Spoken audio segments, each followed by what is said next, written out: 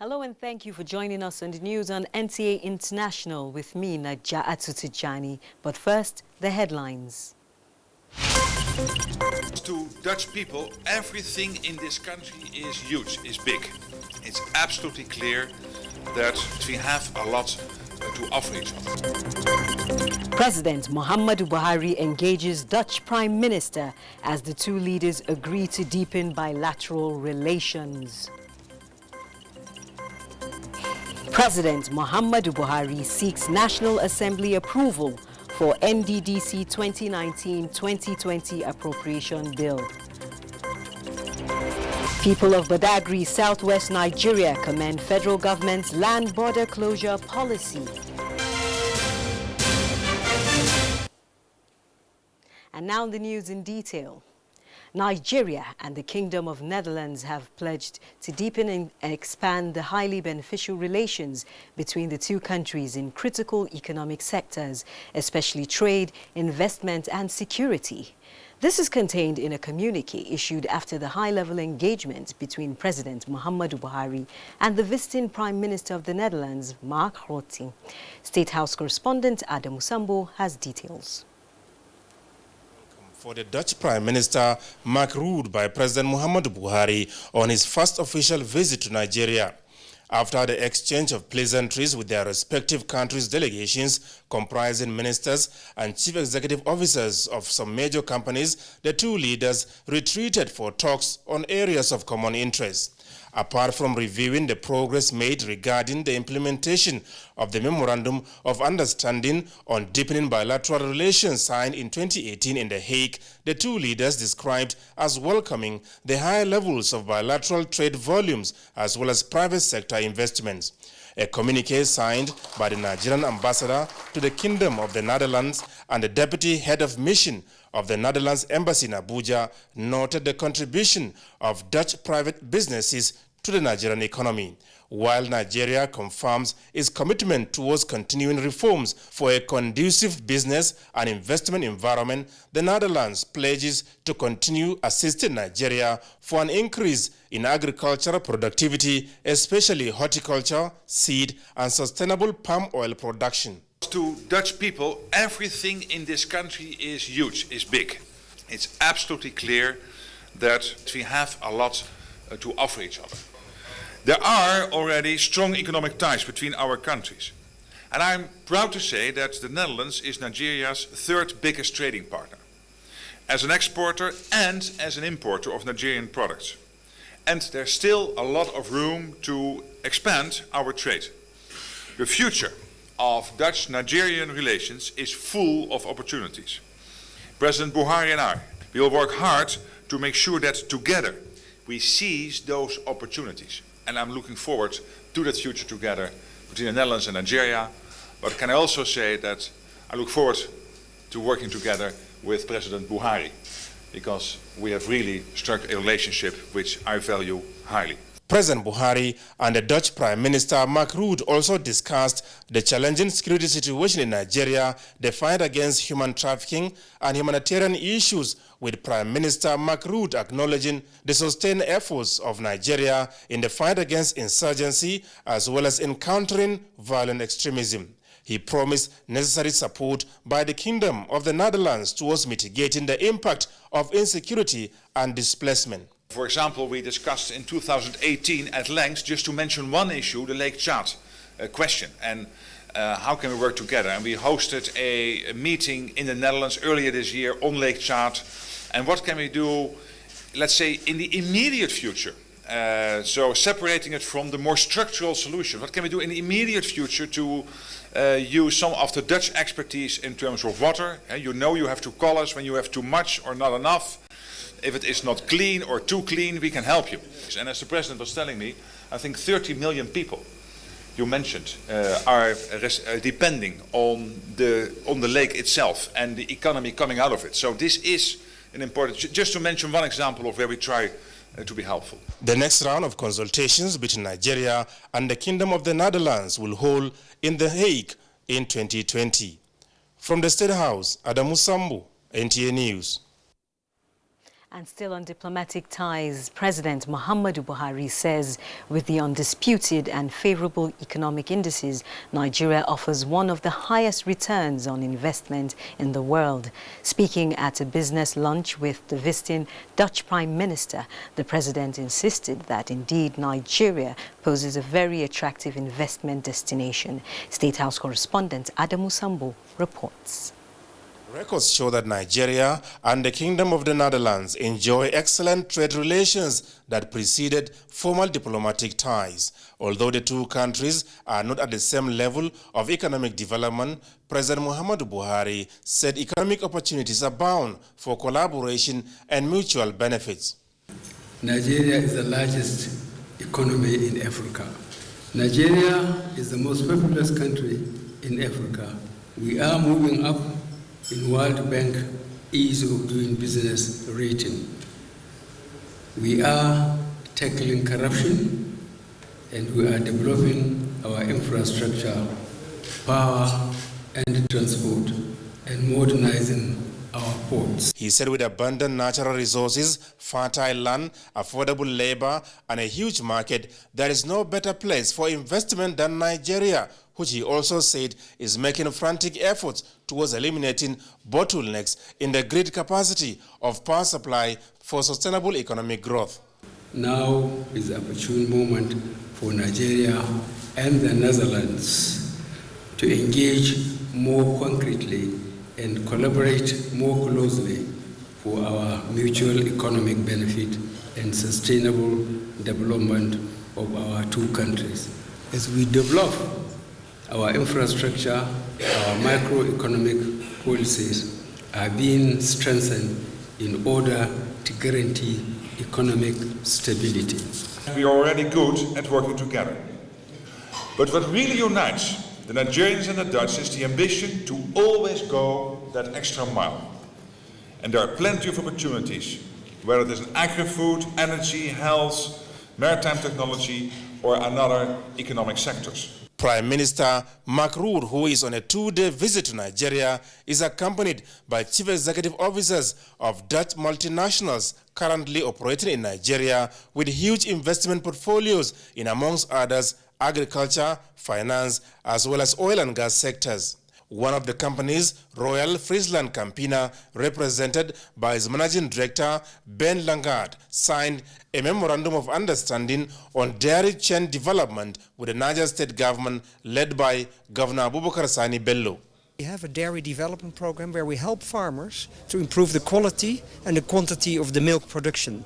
And we do that in Oyo State already, and we're going to extend that now to Niger State. We are very excited about the whole thing because it will improve our revenues, it will create jobs, and most importantly, there will be value addition in the livestock industry.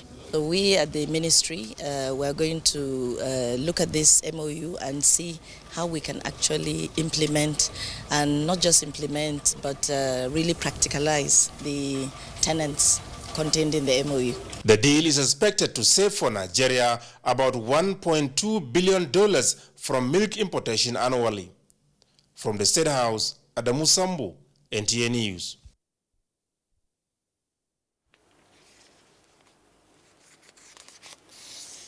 And now to the National Assembly. President Muhammadu Buhari has transmitted a letter to the Senate seeking approval for the NDDC 2019-2020 budget estimates. National Assembly correspondent Vivian Idepefo reports. While I trust that the Senate will consider this request, it was another first for the Red Chamber to receive budget estimates for the NDDC ahead of the proposed fiscal year. this is a very good sign that we are operating at the same frequency with the executive arm of government, that we are in a hurry to deal with matters of budget. This elicited a point of order from the minority leader, Enyinnaya Abaribe.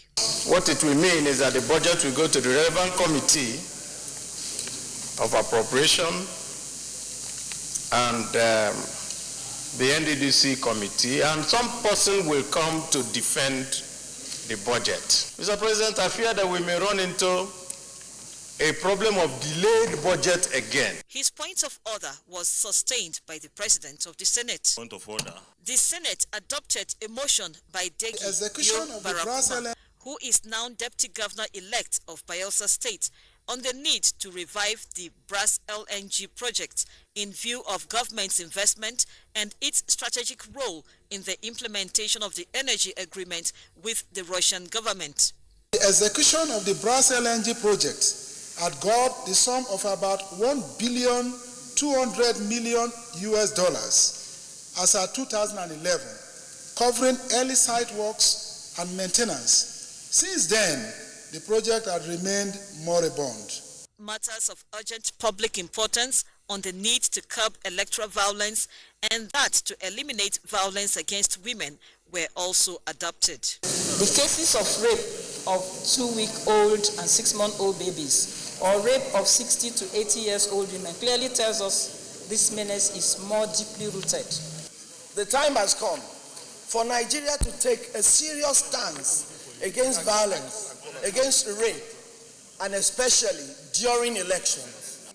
4 bills, including that to amend the Criminal Code Act of 2004 to increase punishment for the offences of kidnapping and remove gender restrictions in the offences of rape and other matters were passed at second reading at Tuesday's plenary. Those in favor of Paragraph 5 say aye.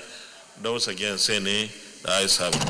From the National Assembly, Vivian Itekbefo, NTA News.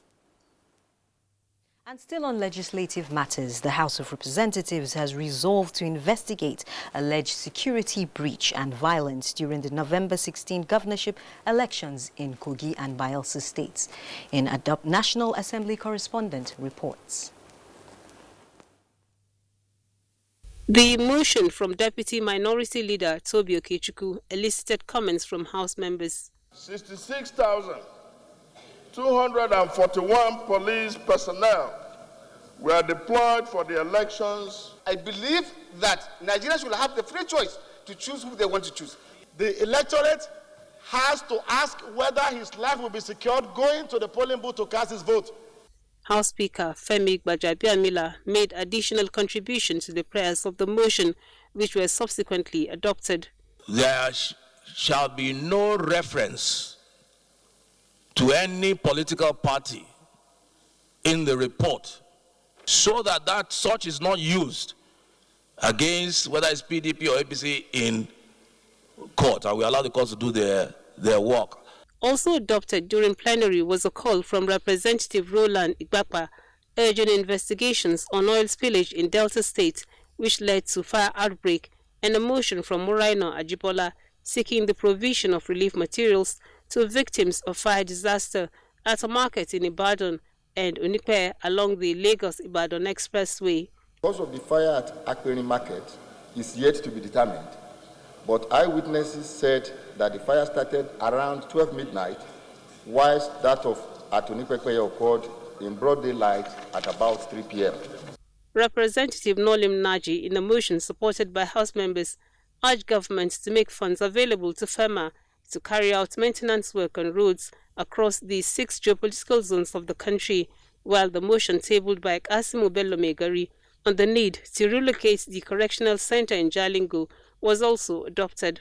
The locations of the center in the community is constituting a very serious nuisance to the residents due to the occasional incidents of riot, jailbreak, security challenges, and sewage coming out of the center, which has contaminated the well, which is the only source of water in the community.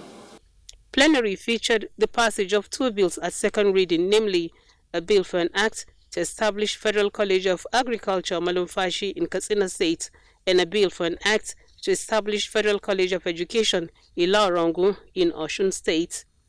House Speaker also read a presidential communication notifying members on the submission of the 2019-2020 budget estimates for the Niger Delta Development Commission for consideration and passage.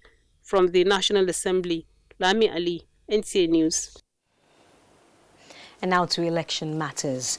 The presidency has described as outright falsehood reports that former President Goodluck Jonathan was blackmailed to support the governing party in the recent Bayelsa governorship election. Speaking with newsmen in Abuja, the senior special assistant to the president on media and publicity, Garba Shehu, expressed shock that such a story could be considered believable to the point of being given space in some newspapers. Shehu said the former president has been out of power for almost 5 years without any previous allegations of government blackmail cropping up. He also noted that there were more than enough reasons for Dr. Jonathan to work against his party, PDP, in the just concluded Bayelsa election without interference by President Muhammadu Buhari.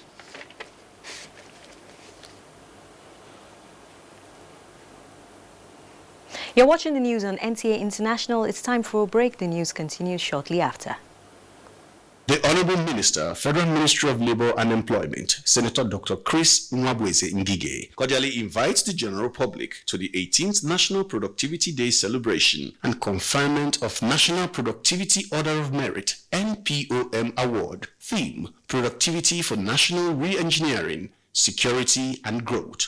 Date: Thursday, 28 November 2019. Time 9 a.m. Venue: NAV Conference Center and Suites, close to Next Cash and Carry, Kado, Abuja. Special guest of honor: His Excellency Muhammadu Buhari, President, Federal Republic of Nigeria. Award lecture: guest speaker, Professor Mike Obadan, Chairman, Goldman Education Academy. Dr. Kashim Ako, Director General, National Productivity Center, Abuja. Announcer. Your information dey important, just like your identity. Na the only way we fit take hala you o. Make you go browse easy.gotvafrica.com. Sign in with your IUC number and mobile number and scroll down to personal details and address. Then check well to see say everything bam. You fit change the one wey not correct. To finish everything, just click the save button and it don finish. Thank you. I make sure say my phone number dey correct. That's not why GoTV fit call me make I come collect my own awoof. Angel, time for my phone in that way because now my correct phone number dey for book. GoTV, live it, love it. Now look me again, no. Make you go do your own. Thanks for staying with NTA International. Now, the people of Badagry have expressed absolute confidence in the federal government's desire to check cross-border concerns in the overall interest of the country. Anthony Forson completes the report. When the federal government's high-powered delegation touched down at the Seme border for an on-the-spot assessment, it was obvious that all does not seem well. Reason? It is no more business as usual, where the federal government loses and a few people feed fat. The Information and Culture Minister told the youths of the area to sustain their confidence in the present administration as President Muhammadu Buhari means well for their future. Babatunde Hunkwe is a member, House of Representatives from the area. We support government policies, despite the fact that it's coming with pain. But we are fully in support of the closure because we believe that it's going to bring good things to us. And to his people, he equally called on them to be law-abiding and respect constituted authority. To always be peaceful, to always cooperate with government and ensure that wherever they put us or wherever way they say we should move, we should cooperate with the security people. The federal government on August 29th decided to close its borders for some security reasons.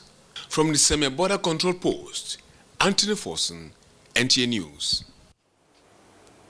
Now, in a bid to ensure that former members of the National Youth Service Corps are gainfully employed in the absence of white-collar jobs, the NYSC Foundation has disbursed loans worth several million naira to some ex-corps members in Abuja. Olayinka Uju reports that the amount disbursed at the NYSC headquarters to the ex-corps members ranges from 250,000 to 400,000 naira. With no adequate jobs to cater for the teeming population in the country, several economic and financial experts have and are still advocating skills acquisition as the way to go, since great economies of the world are driven by entrepreneurs. This the NYSC believes in, and a testimony to this belief is what made the likes of Ekuneku, an ex-corps member, say he wants to use his startup for a shoemaking business. Right from the time, I've not been a fan of 30 days one pay. It's just like a support to boost up what's already on ground. I always had a passion for photography, like taking pictures of people, capturing moments. The selection process is a rigorous one, as hundreds of applications are painstakingly screened with specific focus on agriculture, ICT, and arts and crafts sectors. Although some who have benefited at some point have refused to pay back the loan. Director General, NYSC, Brigadier General Shuaibu Ibrahim reiterated that the scheme will remain irrevocably committed to giving the youths a new lease of life, particularly during and after the service year. Establish an effective monitoring and feedback mechanism for the beneficiaries. I also appeal to you to ensure timely repayment of the loans so as to enable others benefit in the future. The NYSC Foundation was established in 1999 as a non-governmental organization that provides and promotes the welfare of corps members under the scheme. Olayinka Uju, NTA News. President Muhammadu Buhari has felicitated with an elder statesman, Sani Bello, on his 77th birthday. President Buhari joins Governor Abubakar Sani Bello of Niger State, the Bello family, friends, and well-wishers in celebrating a lifetime of dedicated service to the community, state, and the nation. As a former military officer, a former governor of Old Kano State, former Nigerian High Commissioner to Zimbabwe, an accomplished businessman, the president affirms that Colonel Bello's discipline, exemplary team-building skills, and dedication to duty, which distinguished him from others, consistently marked him out for honor.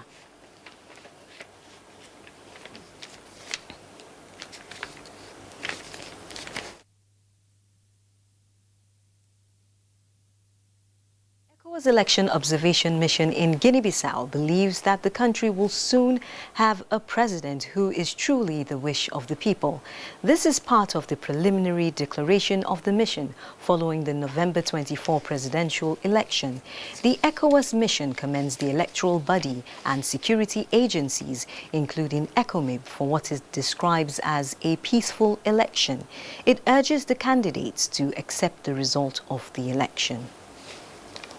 This election constitutes a capital step in the consolidation of the achievements, democratic achievements of the people of Guinea-Bissau. This election will allow to close the cycle of 10 March and would normally end the political crisis in Guinea-Bissau. The next level here is to have a new president, to have a new government, and the economic situation can be resolved for the welfare of all the people of Guinea-Bissau. Candidates, including the incumbent, are contesting the seat. And in other news, 3 men falsely convicted of murder in Maryland have been set free after 36 years in prison. For details of this and more news from around the world, here is Joyce Ometu. Hello and welcome to this segment of the news. 13 French soldiers have been killed in a helicopter crash during an operation against alleged jihadists in Mali. French President Emmanuel Macron expressed his deep sadness over the incident which occurred Monday. The accident is one of the worst with heavy casualties on the part of French military in decades. Mali has suffered violence since 2012 when Islamist militants took over the north. With the help of France, Mali's army has recaptured the territory. Meanwhile, a 6.4 magnitude earthquake hit Albania, bringing down buildings and leaving people trapped under rubble. A report from the Albanian Defense Ministry confirms the death of at least 8 persons, while about 150 people injured. A spokesperson from the Defense Ministry says firefighters and army staff are helping residents under the rubbles. And from the United States comes a report that 3 men falsely convicted of murder in Maryland have been set free after 36 years in prison. Alfred Chestnut, Andrew Stewart, and Ransom Watkins had been sentenced to life in 1984. They were freed in Baltimore on Monday after a judge cleared their convictions, following a review of their case. The 3 men were arrested as teenagers in November 1983, following the death of DeWitt Dockett, who was shot in the neck on his way to class at a Baltimore high school. That wraps up this segment. Many thanks for your time. I am Joyce Umetu. Thank you, Joyce. And now we'll take sports update.